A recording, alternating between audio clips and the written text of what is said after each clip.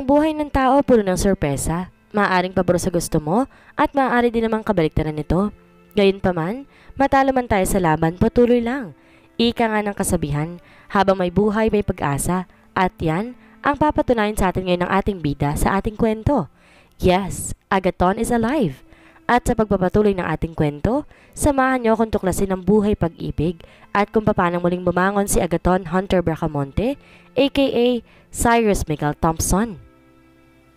Cyrus Miguel Thompson, CEO ng Thompson Records and Network. Ang siyang pinakamalaking TV network sa Asia, ngunit wala ni isa man na nakakakita na sa taong nasa likod ng tagumpay nito. Playboy, gwapo, mayaman, arogante dikit sa lahat, may lihim na nakaraang tinakasan. Lorena Marie Padilla, maganda, matalino, ngunit hindi nagmula sa mayamang pamilya. Nag-iisang anak at lumaki lamang kasamang ina na may maliit lang na negosyo sa bahay na gumagawa ng mga cakes. Nag-working student na pumapagtapos ang sarili sa kursong broadcast journalism. Simula pa lang pinangarap na niyang makapagtrabaho sa TRN na isang prestihiyosong kumpanya. Sa pagtatagpo ng kanilang landas, maiibsan kaya ang sakit na nakarang tinatakasan o lalong mababalot ng sakit ang mga puso nagmamahal. I'm alive? Where the hell am I? Wika ng isip ni Agaton. Nang buksan niya ang mga mata, nakaputing babae lang ang nakikita niya. Nang matitigan niya ito'y alam niya sa sarili na buhay pa siya. Nurse, you're alive. Wika ng nurse na nagulat na makitang nakamulat na ang mata ng pasyente. Don't tell anyone. Call the doctor. Hirap na sabi ni Agaton. Nalilito man, sinunod ng nurse ang sinabi nito. Agad naman dumating ang doktor para tingnan to. Phone call, Blake Alarcon. Tell him it's Agaton. Please, don't tell anyone. Niyat na buhay ako. Ipangako mo. Hirap na sabi ni Agaton sa doktor. Tumango naman ang doktor sa sinabi ni Agaton dahil kita niya sa mga nanghihinan nitong mata ang determinasyon sa sinabi. Agad ring tinawagan ng mga ito ang Blake Alarcon na sinabi nito. Kinabukasan agad ring dumating ang tinawagan nila. Agaton, ano bang plano mo? Bakit di mo sinabi sa kanila? Alala sila sa'yo. Wika ni Blake. Hayaan mong isipin nilang patay na ako. Hayaan natin sila magkaroon ng peace of mind. Kailangan ko ng tulong mo. Hirap na sabi ni Agaton. Ano ba talagang eksaktong gusto mo mangyari? Pagtakpan mo ko. Humarap ka ng taong kaya makopya ang mukha ko. Hindi sila maniniwala kung hindi nila makikita. Nababaliw ka na ba, Agaton? Gusto mong i-plastic surgery ng isang taong patay na? Hell no. Please, help me, Blake. Pangako. Ipapaliwanag ko lahat once maging okay na ako. Pero kailangan mo muna akong tulungan. Naisuklay ni Blake ang kamay sa kanyang buhok sa hinihiling ng kaibigan pero determinadong kaibigan. At alam niya, seryoso ito sa nais. Fine, akong bahala. Tutulungan kita sa gusto mong mangyari. Pero hindi ko gusto tong plano mo. Hindi talaga. Thank you. I trust you, Blake. I owe you. Binayaran ni Blake ang doktor ng halagang $1 million para sa pananahimik nito. Gayon din ang nurse na nakakaalam, binigyan niya ng $100,000. Nagpahanap si Blake ng isang lalaking kasing katawan ni Agaton at pinapalitan ang mukha nito. Nung araw na namatay si Agaton, handa ng lahat. Tinanggal itong heart monitor na hindi nahahalata ni Numan, kaya bigla itong nag-flatline. Doon nila nilagay ang bangkay na kamukha ni Agaton. Mabilis na nailabas si Agaton na sumunod ang lahat sa morgue nang dalhin ito roon. Sa backdoor na ospital, dinaan si Agaton upang walang makapansin. Dinala ni Blake ang kaibigan sa mansyon ng mga Alarcon doon sa California. Alam niya, mahina pa ang kaibigan kaya pinahanda niyang lahat ng kailangang aparato sa salid na inookupa ni Agaton. Ang doktor na binayaran nila ang siya ring tumitingin sa lagay niya, maging ang private nurse na kinuha ni Blake ay ang nurse na nakakaalam na buhay ito. Ibabalik nila ang katawan mo sa France ngayon, Agaton. Wika ni Blake. Si Agaton naman nakatingin lang sa bintana. Kamusta si Mom? Talong nito na hindi tumitingin kay Blake. Devastated, habang ang kapatid mo si Alden sinisisi ang sarili. Malalagpasan din nila to. Soon enough. Sagot ni Agaton na malungkot ang mga mata. Pamilya mo sila, Agaton. Wala na akong pamilya, Blake. Ikaw na lang natitirang malapit sa akin na tinuturing kong pamilya. There is nothing left for me in France. Gusto ko lang magsimula ng bagong simula, bagong buhay. Nagawa ko ng hinihiling mo. Na-liquidate ko ng lahat ng asset mo at na-donate ko ito sa iba't ibang peking charity at foundation. Ito ang hiniling mo. Ani Blake, na inabot na sa kaibigan ng envelope. Nang binuksan iyon ni Agaton, naglalaman yun ng iba't ibang papeles at dokumento mula sa birth certificate, passport, visa, bank accounts at lahat ng tungkol sa kanya sa bago niyang pagkatao. Thank you, wika ni Agaton. Magkita tayo sa Manila once okay ka na, Cyrus. I'll see you soon, sagot naman ni Agaton. Ilang linggo pang lumipas at malakas na ulit si Agaton. Inihatid siya ng mga tuan ni Blake sa airport dahil naghihintay na roon ang eroplanong gagamitin niya patungong Pilipinas. Wala na si Agaton. Ito na ang bagong buhay para sa akin. Kikilalanin ako ngayon bilang si Cyrus Miguel Thompson. Wika ng isip ni Agaton na sumakay na siya sa eroplano. Good morning, Mr. Thompson. My name is Bettina, your attendant for today. Nakangiting bati ng stewardess. Thank you, Bettina. Can you get me a glass of scotch on the rocks, please? Coming up, Mr. Thompson. Sagot ni Bettina na tumalikod na para ikuha ng scotch ang importanteng pasahero. Nang makarating sa destinasyon, agad na sinalubong si Agaton ng mga tauhan ni Blake. Welcome to the Philippines, Mr. Thompson. I am Lester and I will be your executive secretary. Nice to meet you, Lester. But Mr. Thompson is too formal if you will be working alongside with me from now on. Call me Cyrus, wika ni Agaton. Hindi ko magagawa yon, sir. Boss kita. Well then, sir would do if you still can't. My good friend Blake can just find me another one. No, please, Sir Cyrus. Kailangan kong trabahong to. That's much better. Wika ni Agaton na tinanguan ng kaharap. Nasaan ba si Blake ngayon? Nasa Singapore pa rin sila for business with Countess Stella and the young Lord Orteos para babalik sila mamayang gabi. The place is ready? Yes, Sir Cyrus. Handa ng penthouse para sa inyong pagdating. Impressive. My friend is really something. Well then, tara na. Bukas magsisimula na tayo magtrabaho. Nang makarating sa penthouse, namangha si Agaton sa estruktura nito. Magaling talagang pumili ang kaibigan. Sinamahan siya ni Lester hanggang sa maging silid niya na aminado siyang maganda talaga. Punta ka dito bukas ng maaga, Lester. Pwede ka nang umalis ngayon. Nang makaalis ang assistant, lumabas siya sa balcony ng penthouse. Patay na si Agaton. Ako na ngayon si Cyrus Thompson. A new beginning, a new life. Isang lalaking hindi kayang magmahal. Ang sakit ang nagpalakas sa akin. Si Cyrus mas malakas at mas matalino kaysa kay Agaton. I am Cyrus Thompson. Ani Agaton na tila tinapos ng lahat ng oras na yon. Maingay ang buong paligid. Tugtukan na papaindakan lahat sa loob ng Sky High. Isang kilalang bar na pinupunta na dinarayan ng politiko, maging ng mga artista. Kaliwat ka ng alak at sayawan ang meron sa loob ng bar. Hi handsome, mag-isa ka ba? Malanding tanong ng babae. Sa tingin ko, hindi na. Ngayon, nandito ka na. Gorgeous? Wika ni Cyrus na may mapaglarong ngiti sa mga labi. That's perfect. We can have some fun then. Malanding sagot naman ng babae. You know, I love fun. Sagot ni Cyrus. I'm Beatrice, by the way. I would prefer you gorgeous. Halika. Maupo ka sa tabi ko. What's your name, handsome? I'm handsome. Confident pang sabi ni Cyrus. Ilang sandali pa'y naghahalikan ng dalawa doon sa couch nang bigla namang dumating si Lester. Umupo pa ito para lang mapansin ni Cyrus. Oh, Lester, what's up? Baliwalang tanong naman ni Cyrus. May konti tayong problema, ani Lester. Can't you take care of it? Parang wala namang tanong ni Cyrus. No, at kailangan nating umalis, wika ni Lester. Fine, so gorgeous, I'll see you around. Ani pa ni Cyrus at tumayo na, pero kinindatan pa ang kalandi ang babae. Nang makarating sa parking lot, nagtanong na si Cyrus. So ano yung problemang tinutukoy mo? That's the problem. Wika ni Lester na itinuturo ng babae na nasa may tabi ng sasakyan ni Cyrus. Oh well, wika ni Cyrus na naglakad na patungo ng sasakyan. Hi gorgeous, what's up? Tanong ni Cyrus na hindi na matanda ng pangalan ng babae. Cyrus, bakit hindi ka tumatawag? Hanap ako ng hanap sa'yo. I miss you, I love you. Wika ng babae. Marami lang akong ginagawa at hindi ko alam na hindi mo pala yun gets. Get what? Tanong ng babae. Natapos na tayo. Playtime is over. Gorgeous, you see? Hindi ako nagmamahal. Akala ko alam mo na. What? Nakikipaghiwalay ka na ba sa akin? No, gorgeous, I am not. Dahil wala naman talagang tayo, nag-assume ka lang. Wika ni Cyrus at tinanggap niya isang sampal mula rito. How dare you? Sigaw pa ng babae. Sorry, gorgeous, it's not you. It's just me. Damn you, go to hell. Galit na asik ng babae at nag-walk out na. Ang bilis naman. Wika ni Lester na tawa ng tawa. Shut up!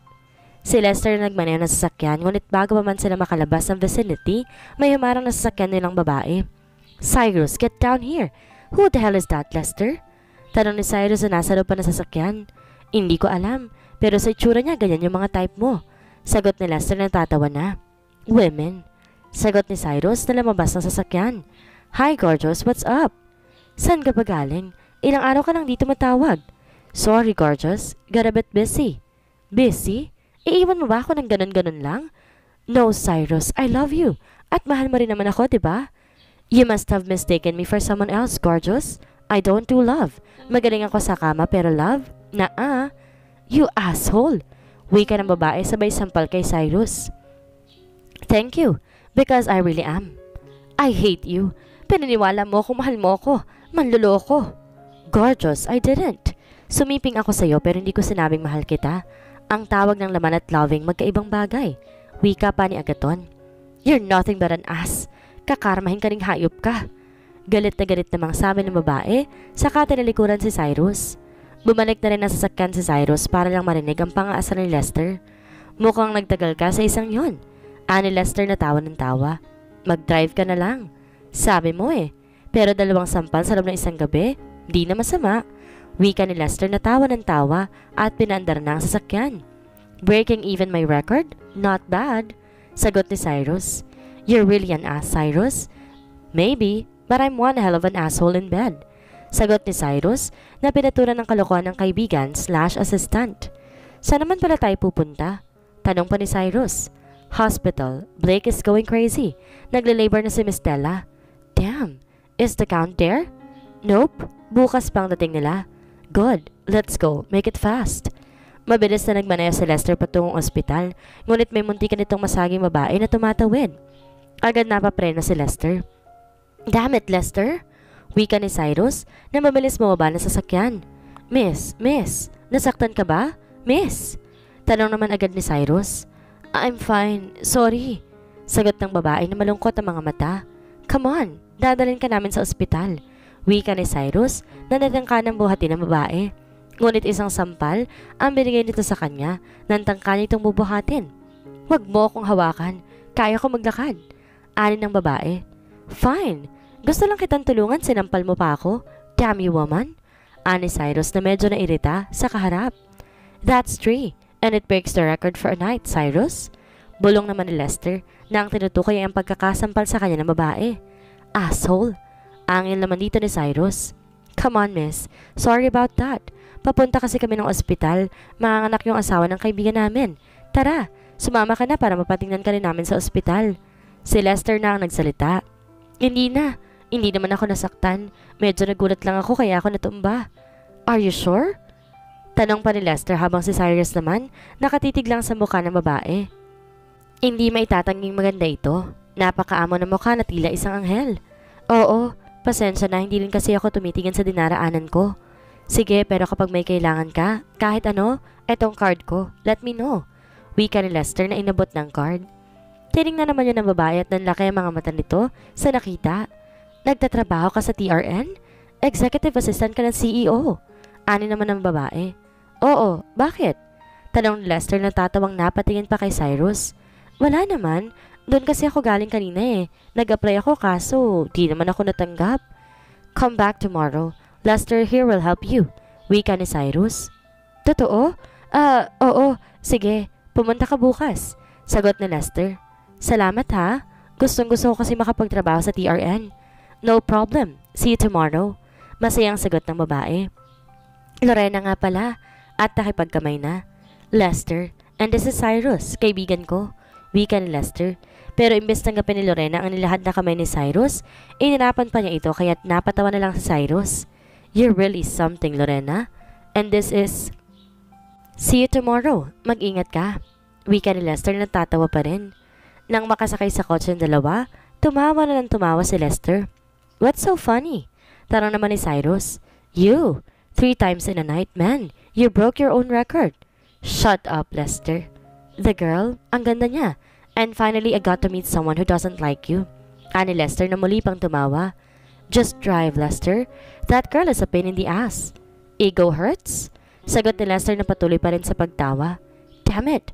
I hate her guts. Wala pang nang snub sa isang Cyrus. Alam mo yan, Lester. Oops, may isa na. Si Lorena.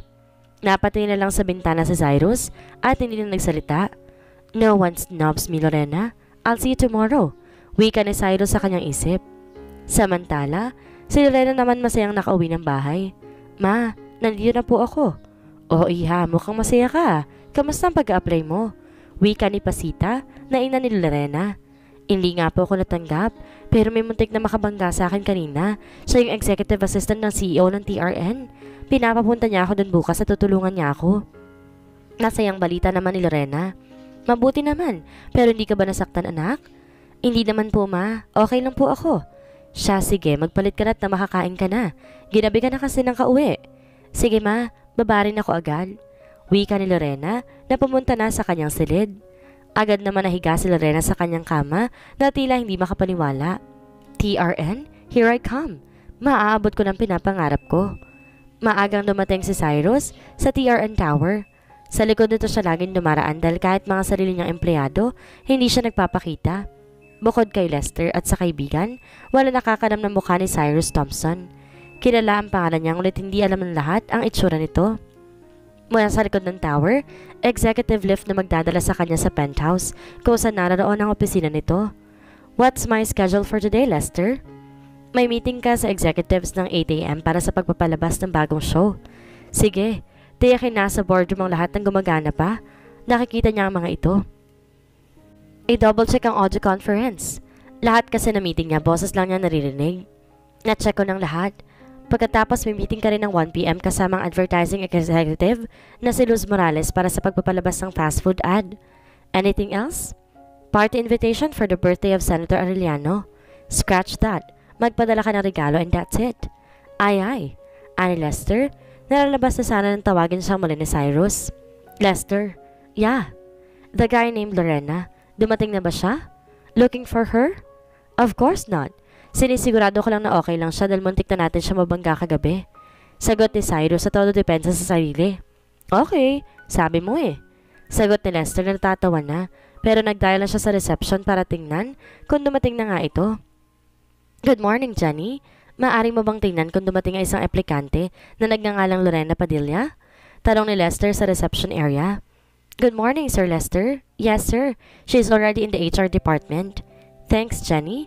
At ibinaba ang tawag sa wireless intercom na nasa kanyang tenga. She is already in the HR department. Happy?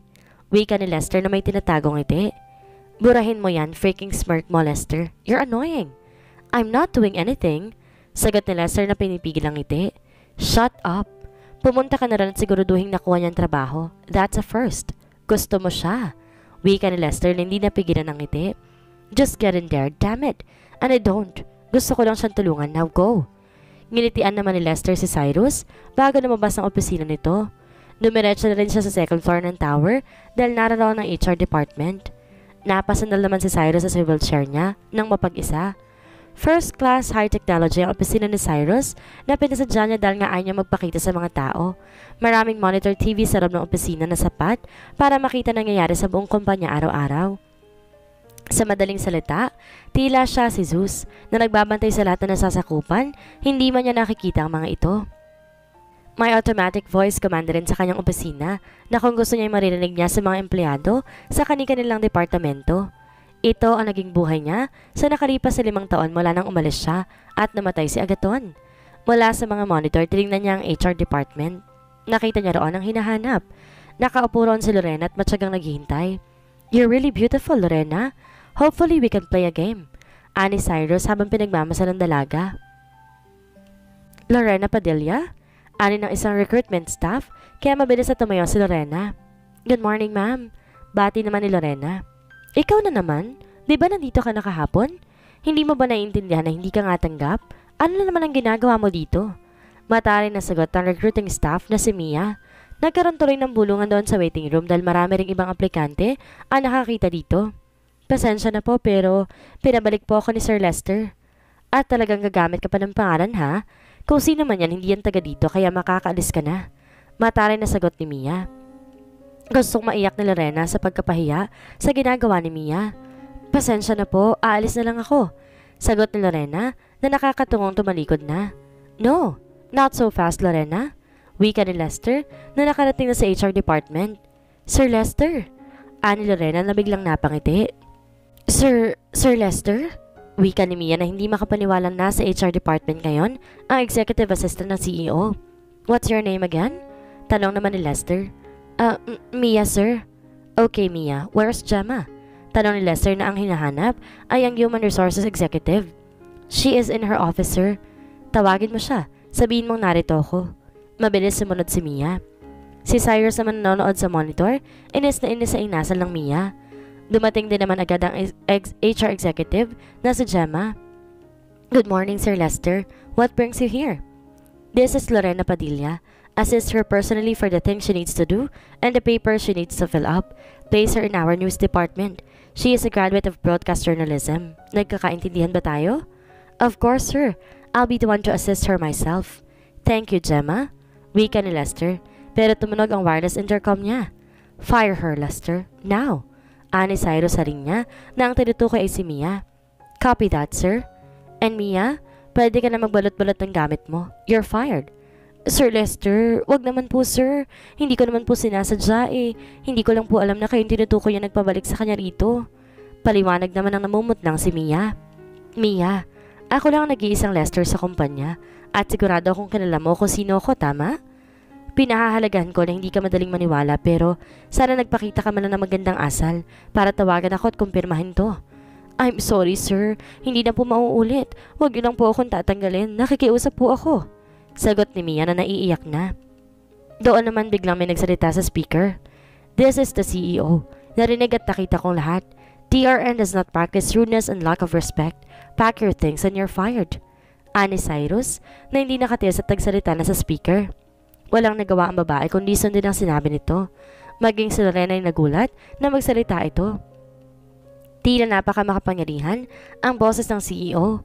Thank you, Sir Lester, pero hindi yun naman po kailangan paalisin yung babae. Singit Lorena. Don't worry about it, Lorena. Alam naman kasi ng boss ko na pinapunta kita dito at isa pa, ayaw niya talaga sa mga ganong tao sa kumpanya. Paliwanag naman ni Lester. Salamat talaga, Sir Lester. Pakisabi na rin po kay Mr. Thompson, thank you. I will. Sige na't sumama ka na kay Gemma para kahit bukas, makapag-umpisa ka na. Wika ni Lester at ngumiti na.